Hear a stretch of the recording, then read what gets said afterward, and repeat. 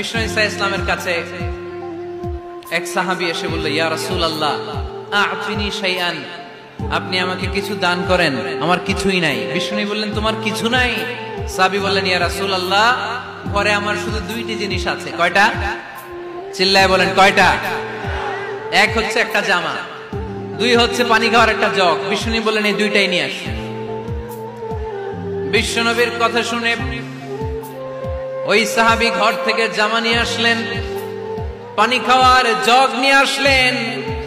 বিশ্বনবী সাল্লাল্লাহু আলাইহি ওয়াসাল্লাম ওনার মুবারক হাত দিয়ে এক হাতে জামা ধরে আরেক হাতে পানির জগটা ধরে সাহাবীদের দিকে উদ্দেশ্য করে বললেন, মাইয়াশতারি হাদাইন, এই দুইটা জিনিস কেনার মতো কে কে আছে দেখি?